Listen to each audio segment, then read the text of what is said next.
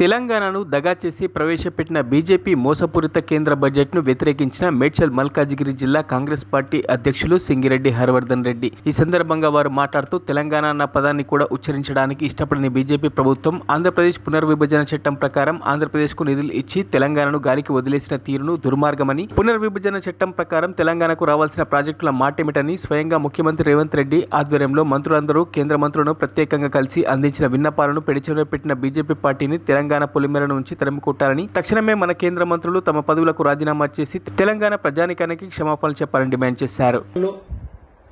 తెలంగాణలో ఉన్నటువంటి యువత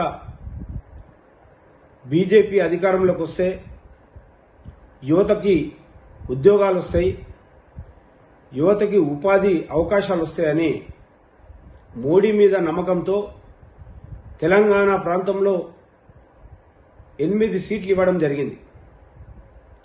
మరి ఈనాడు మోడీ ప్రభుత్వం నిర్మలా సీతారామన్ గారు ప్రవేశపెట్టినటువంటి ఈ బడ్జెట్ తెలంగాణ యువతను మోసం చేసింది, బడుగు బలహీన వర్గాలను మోసం చేసింది, నిరుద్యోగ యువతను మోసం చేసింది.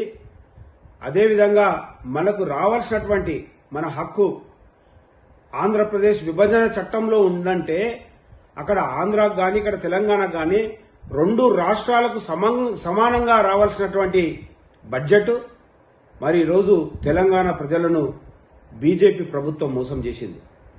ముఖ్యంగా తెలంగాణ నుంచి గెలిచినటువంటి 8 మంది పార్లమెంట్ సభ్యుల్లో 2 కేంద్ర మంత్రులు అయినరు. ఈరోజు వాళ్ళు నోరెత్తలేనటువంటి పరిస్థితుల కనీసం మన తెలంగాణకు ఏమైనా అభివృద్ధి కార్యక్రమాలు రావాలన్నా, ఏదన్నా కారిడార్ ఏర్పడాలన్నా, రైల్వే కోచ్ ఫ్యాక్టరీ ఏర్పడాలన్నా, అదేవిధంగా మన ముఖ్యమంత్రి గారు కోరిన విధంగా ఏ విధంగా అయితే మెట్రో రైలు పొడిగించి జరగాలన్నా, మరి ఈ విధంగా ఎన్నో ఉపాధి అవకాశాలు కల్పించాలని మరి కోరడం జరిగింది. దాదాపు మన ముఖ్యమంత్రి గారు భేషజాలకు పోకుండా మన మంత్రివర్గాన్ని తీసుకొని ప్రధానమంత్రి గారిని ఎన్నో దఫాలుగా కలిసి వినతి పత్రాలు ఇచ్చి ఎన్నికలు అయిపోయినాయి, మీరు ఇది మనసులో పెట్టుకొని తెలంగాణ ప్రజలను మోసం చేయొద్దని వేడుకోవడం జరిగింది. అయినా తెలంగాణ ఊసెత్తకుండా నమ్మించి మోసం చేసి ఈరోజు తెలంగాణలో ఉన్నటువంటి ప్రజలను బీజేపీ ప్రభుత్వం నమ్మించి మోసం చేసి గొంతు కోసింది. మరి తెలంగాణలో ఉన్నటువంటి యువకులారా, అదేవిధంగా మన మేడ్చల్ జిల్లాలో ఉన్నటువంటి యువత ఒకసారి ఆలోచన చేయండి. మోడీ మోడీ అని చెప్పి రాముని అక్షంతలు ఇచ్చి మన చెవులో పువ్వు పెట్టి ఈరోజు మనకు ఎంత అన్యాయం చేస్తారో ఒకసారి ఆలోచన చేయండి. బీజేపీని ఈరోజు బీఆర్ఎస్ పార్టీ బీజేపీని విమర్శించి కాంగ్రెస్ని విమర్శిస్తుంది. బీఆర్ఎస్ వాళ్లకు కాంగ్రెస్ పార్టీని విమర్శించే నైతిక హక్కే లేదు.